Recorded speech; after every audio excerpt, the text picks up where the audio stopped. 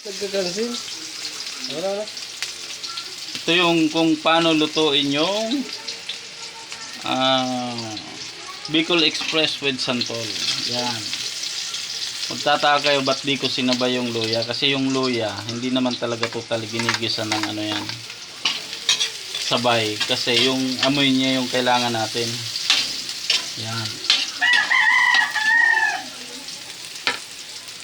Tapos sunod natin dyan mga paps. Siyempre,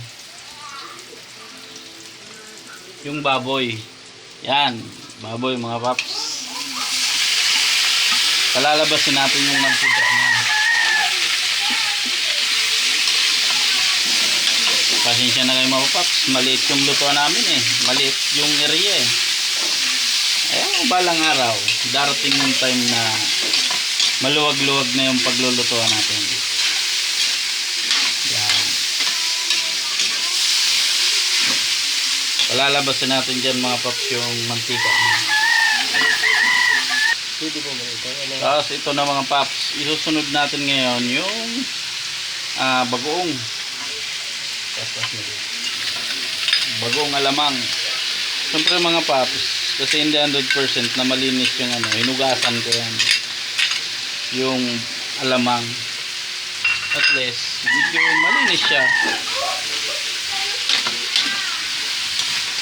Kasi yung iba kasi mga paps, pag nagluto, hindi na siya hugasan. Ako mga paps, pag nagluto, hinugasan ko talaga siya. Isa doon, natatanggal yung sobrang alat niya. Yun, sarap, bango.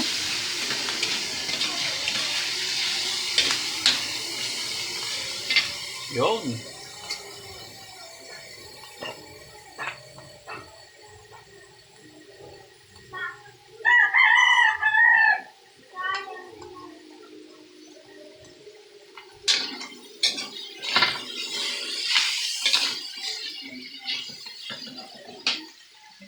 Halos lumalabas yung aroma.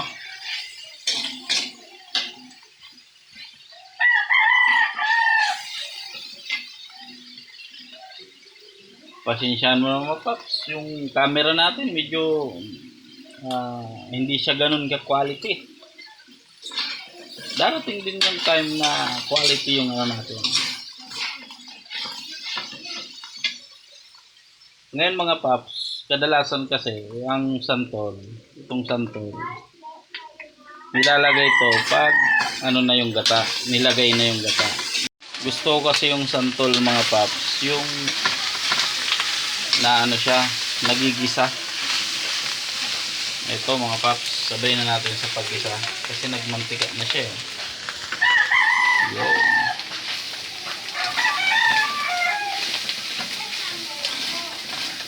Lalabas din yung ano ng santol niyan. Medyo ang santol kasi mga paps, hindi naalis yan yan. Medyo may asim-asim. Yo. Yan mga paps. Dahil nilagay natin yung santol, nag-dry siya.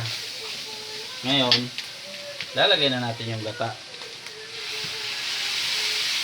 Yan pala mga paps, yung ano pa lang yan, second ano pa lang yan ng gata. Yung pinakakang gata, yun ang isusunod natin mamaya. Yun.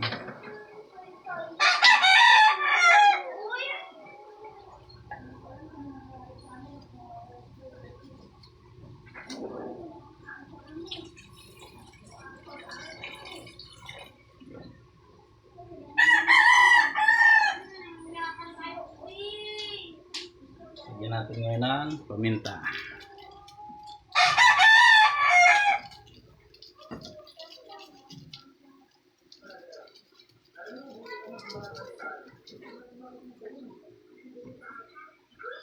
Yan mga paps. Yung ibang sanggap niya ay mamaya na kasi papalutuin pa natin yung santol.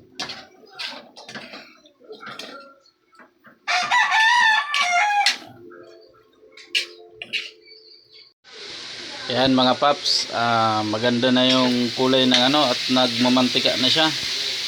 Yan yung santol natin. Jake.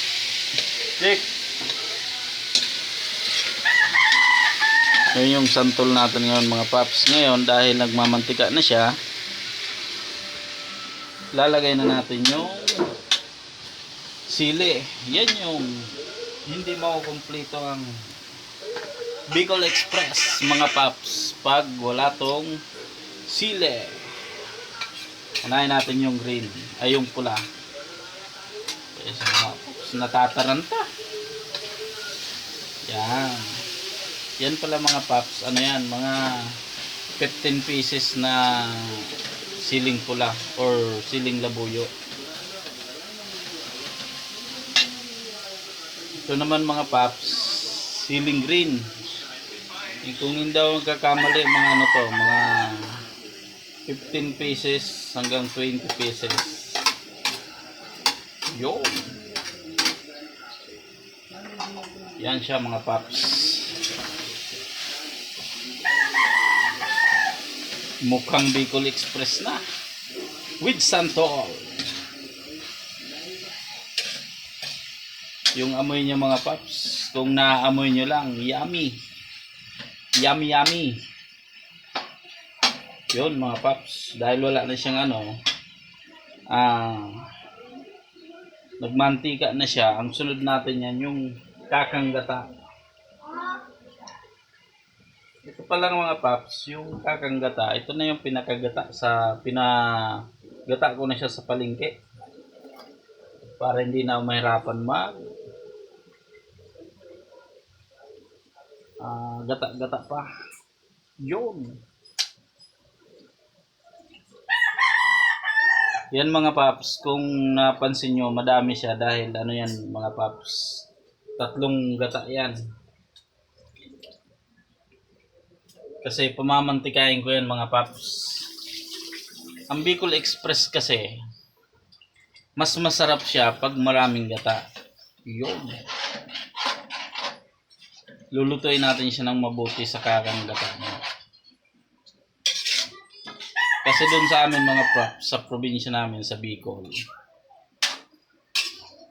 ang kasabihan doon, pag may bagyo, naunang ayusin yung sili. Naunang tukuran bago yung bahay. Nung araw yun mga paps, nung mga bata pa kami, kasi sa probinsya mga paps, bihira pa lang yung nakakoncrete na bahay noon. Mga 90, mga ganyan, 90, kasi ano ako mga paps year 2000, ang ano sa bahay, sa probinsya namin sa Bicol, kadalasan bahay nun mga kahoy lang, mga bilugin pa nga kadalasan. Ang bagyo doon napakalakas. Kung naranasan nyo mga paps, kung sino nakaranas ng bagyo doon, hindi ka makatayo ng ilang segundo sa lakas ng ulan, hangin, umahagupit. Yun mga paps, ang bango, ang sarap. Ngayon mga paps, hihintayin na lang natin yung finished product mga paps. Mamaya ipapakita ko sa inyo yung finished product.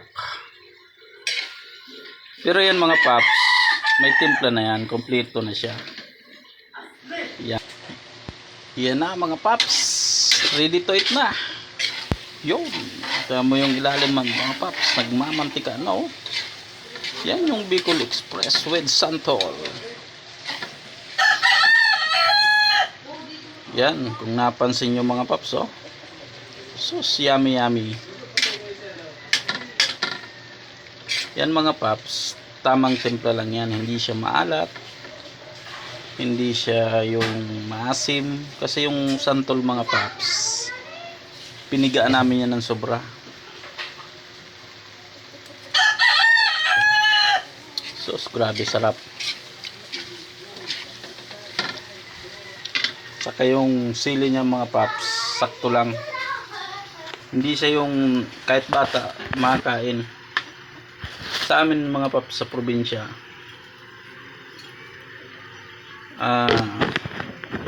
ang sili na nga, sinilihan pa. Yung tipong tulad niyan mga paps, nilagay ko yung siling green, Naglagay ulit ako ng siling pula. Ibig sabihin, sinilian pa. Yan mga paps, pwede ko na siyang tanggalin kasi masusunog-sunog na yung ilalim niya mga paps. Oh. Yan ang finished product ng